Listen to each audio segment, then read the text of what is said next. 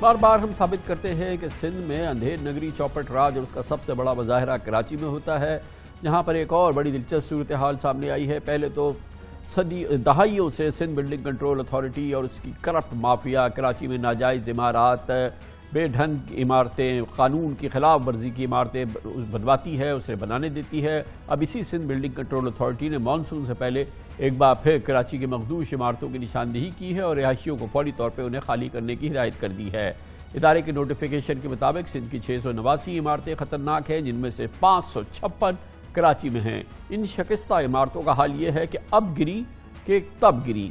सबसे ज़्यादा मखदूश इमारतें कराची के ओल्ड सिटी एरिया में हैं, जहां पे कदीमी इमारतों को खतरनाक करार देने का ये सिलसिला सालों से जारी है, लेकिन ना ही कभी इन इमारतों को खाली कराया गया है, ना कभी ये इमारतें ज़मीन बोस हुई हैं और ना ही हुकूमत सिंध ने यहाँ के मकीनों को कहीं और बसाने के कोई इक़दाम किए हैं। इसके बरक्स शहर के दीगर इलाकों में 20-25 बरस पहले बनने वाली इमारतें गिरने के अनगिनत वाक़यात होते हैं जो मुसलसल हो रहे हैं, और ये बिल्डिंग कंट्रोल अथॉरिटी और सिंध हुकूमत की करप्शन और नाअहली का मुंह बोलता सबूत है, जो हर थोड़े हफ्तों के बाद नजर आता है। सिर्फ पिछले साल 2020 में के 9 महीनों में 6 वाक़यात ऐसे हुए जिनमें इमारतें गिर गई, 55 अफराद अपनी जिंदगियों से महरूम हो गए।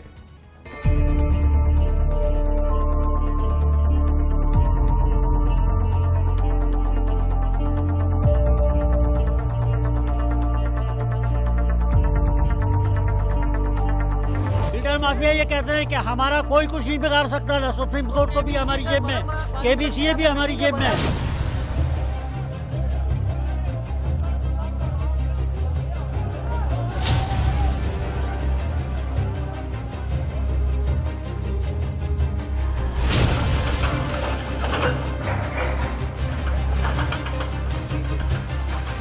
हमारी जो जमा पूंजी थी सब खंडर में हो गई। सिर्फ शहरियों को टाला जा रहा है, मासूम जानें इस तरह से जाया हो रही हैं।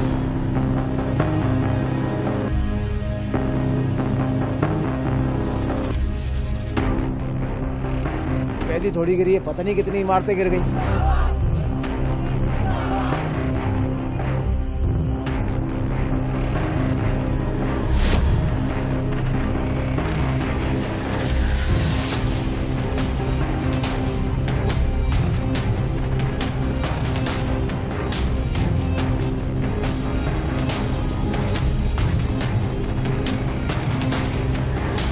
मुंसलिक सबसे बड़ी ट्रेजिडी, सबसे दर्दनाक हकीकत यह है कि इसी दौरान शहर भर में गैर कानूनी तामीरात की भरमार है और बने चले जा रही हैं। छोटे छोटे 200 गज के, 300 गज के, 400 गज के प्लॉट्स पर कई मंजिला इमारतें पोर्शंस की सूरत में बन रही हैं। छोटे छोटे रिहायशी यूनिट बेचे जा रहे हैं, नाक़िस तामीरात हो रही हैं, इमारतें टेढ़ी हो रही हैं, और ये सब कुछ हो रहा है। और ये सब कुछ बिल्डिंग कंट्रोल के करप्ट माफिया की नाक तले हो रहा है। और ये जहां पर एक जानिब इमारतें मखदूश करार दी जा रही हैं, दूसरी जानिब मखदूश इमारतों की नई फसल उगाई जा रही है। मखदूश और ख़तरनाक करार दी गई इमारतों के मकीन मुतबादिल के बगैर अपना घर छोड़ने पर तब्दील नहीं है, तैयार नहीं हो रहे, और हुकूमती इदारे नोटिफिकेशन से आगे जिम्मेदारी करते नहीं है। कह देते हैं कि हमने बता दिया था कि फ़लाँ इमारत खाली कर दी जाए। मकीन कहीं बसाने पर ये इमारतें ढानी होती हैं, मगर ये मकीन कहाँ जाएं, ये मसला हल नहीं हो रहा। हज़ारों लोगों की ज़िंदगियाँ इन खंडरात में ख़तरे से दो चार हैं। एक अजब अलमिया है जो कि नज़र आ रहा है। इस तमाम सूरत हाल पर हम दिखाते हैं अपने नुमाइंदे खुसूसी ज़ुहैब अहमद की रिपोर्ट। बरसात में मेंढक निकलने का तो सुना था, लेकिन कराची में बरसात से पहले नोटिफिकेशंस निकलते हैं, जो कभी नालों की सफाई के होते हैं तो कभी पुरानी इमारतों को मखदूश करार देने के। इस बार भी ऐसा ही हुआ। सिंध बिल्डिंग कंट्रोल अथॉरिटी ने सूबे भर की 689 इमारतें मखदूश करार देते हुए मकीनों को फौरी खाली करने का हुक्म दे दिया। पहली बार कराची के अलावा सक्खर, हैदराबाद, लाड़काना और मीरपुर खास की इमारतों पर नजर करम करते हुए उन्हें इस फहरिस्त में शामिल किया गया है। सिर्फ कराची की 556 इमारतें हैं जो खतरनाक करार दी गई हैं। फहरिस्त के हिसाब से जिला जनूबी में सबसे ज्यादा 429 खतरनाक इमारतें मौजूद हैं। आरामबाग के इलाके में 41, क्लिफ्टन में 9, सिविल लाइन में 3, रनछोड़ लाइन में 42, कोरंगी में 19, शाह फैसल में 9, आर्टलरी मैदान में 11, जबकि जिला गरबी में 1 इमारत मखदूश करार दी गई है। 22 कौमी विरसा करार दी गई इमारतें भी इस फहरिस्त में शामिल हैं।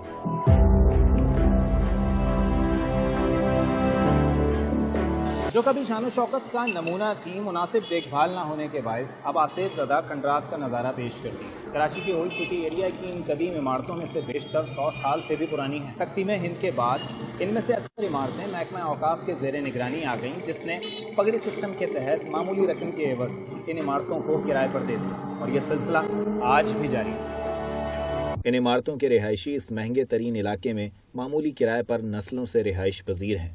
حکومت کی جانب سے ان قدیم عمارتوں کی بحالی یا دیکھ بھال کے لیے کبھی کوئی پالیسی اختیار ہی نہیں کی گئی، نہ ہی یہاں رہنے والوں کو کوئی پرکشش متبادل دکھایا گیا۔ 1937 سے بلڈنگ ہے یہ، مجھے یہاں پہ رہتے ہوئے 40 سال ہو گئے۔ خوف تو ظاہر آتا ہی ہے بھائی، لیکن مجبوری میں تو رہنا پڑے گا نا، کوئی ٹھکانا تو ہے نہیں سوائے اس گھر کے۔ جو روز کا کمانے والا آدمی ہے، تنخواہ 20,000 یا 15,000 جو مزدوری ہے، بہت زیادہ تیر مارا 30,000 روپے جو ہے، وہ کہاں سے اس دور کے اندر وہ یہاں سے خالی کرے گا، دوسرے کا لے لے گا؟ کوئی آ جائے بولے کہ آپ بلڈنگ خالی کریں، ایسا تو نہیں ہو سکتا نا کہ بلڈنگ خالی کریں۔ ایک کمانے والا ہے ماشاءاللہ سے 2-2 3 رہنے والے ہیں گھر میں، اب ظاہر سی بات ہے ان کے لیے مسئلے مسائل اتنے نہیں ہے، کیا کر سکتے ہیں۔ ہر سال مونسون سے پہلے Sindh building control authority in رہائشیوں کو اس خطرے سے ڈراتا ہے جو کبھی ہوا ہی نہیں۔ نیو کنسٹرکشن ہو رہی ہے، اس کے اندر دیکھ لیں اس کی لائف کتنی اور ان کی لائف کتنی، یہ 100 ایئر سے بھی اب جا چکی ہے یہ، اور آج اس کی شکل دیکھ لیں۔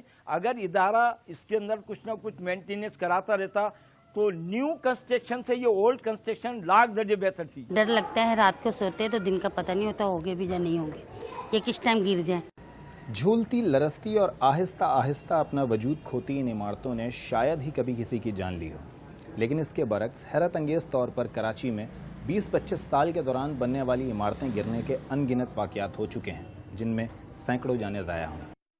سال 2020 میں ملیر، لیاقت آباد، کھارا در، رنچھوڑ لائن، عثمان آباد اور گل بہار میں عمارتیں گرنے کے 6 واقعات پیش آئے، جن میں 55 افراد کی جانیں گئیں، اور اس کی سب سے بڑی وجہ چھوٹے چھوٹے پلاٹس پر پورشنز کی تعمیر ہے۔ تنگ گلیوں میں پتلی پتلی کثیر المنزلہ عمارتیں ناقص تعمیرات کے ساتھ سرکاری اداروں کی نااہلی کا بوجھ بھی نہیں اٹھا پاتی، اور نقصان ہر طرح سے شہریوں کا ہوتا ہے، مگر حکومت اور ان تعمیرات کی اجازت دینے والا سندھ بلڈنگ کنٹرول اتھارٹی کا ادارہ کمیٹی کھیلتا رہتا ہے۔ کمیٹی اپنی کام کر کے رپورٹ دے دیتی ہے۔ بلڈنگیں ٹوکیو میں بھی گرتی ہیں، ابھی ریسنٹلی میامی میں بھی بلڈنگ گر گئی۔ کراچی کا ان ٹرمز آف کنسٹرکشن اللہ کا شکر ہے، اللہ کا احسان ہے کہ ٹریک ریکارڈ اتنا برا نہیں رہا۔ حادثے کو حادثے کی طرح کہیں کوئی کوتاہی ہم سے بھی ہو سکتی ہے۔ میں کہہ رہا ہوں چند کالی بھیڑیں ہیں، لیکن this SBCA is full of good people.